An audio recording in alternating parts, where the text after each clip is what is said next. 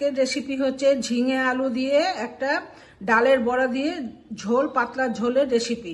তার জন্য আমি নিয়েছি, দেখো, ঝিঙে আলু কেটে নিয়েছি লম্বা লম্বা করে।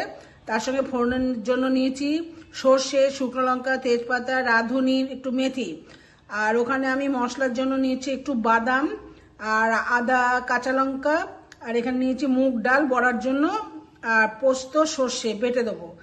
আর ডালগুলো কিন্তু আমি তেলে ভাজবো না, জলের মধ্যে ভাপিয়ে নেব। ডাল বেটে নিয়েছি আমি, মুগের ডাল। আর এখানে নিয়েছি সর্ষে, পোস্ত, আদা, কাঁচা লঙ্কা বাটা, আর এটা হচ্ছে চীনা বাদাম বাটাটা। বড়াটা আমি ভাপিয়ে নিয়েছি জলে। ফোড়নে দিয়ে দিয়েছি তেজপাতা, মেথি, সর্ষে, শুকনো লঙ্কা, আর একটু দিচ্ছি রাঁধুনি।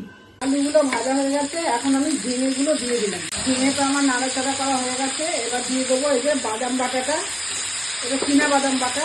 আর এর সঙ্গে দিয়ে দেবো সর্ষে, পোস্ত, আদা, লঙ্কা সব বাটাটা।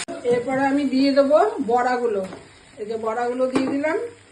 আর এগুলো এবার একটু জল দিয়ে দেবো। আমি জল দিয়ে দিয়েছি, দেখো। এরপরে আমি একটুখানি চিনি দিয়ে দিলাম। ঝিঙে বড়ার ঝোলটা আমার হয়ে গেছে। এবার আমি একটু ঘি দিয়ে নামিয়ে নেবো। এই যে ঘিটা আমি দিয়ে দিলাম। ঝিঙে বড়া আলু দিয়ে যে পাতলা ঝোলটা আমি করেছি, তার ফাইনাল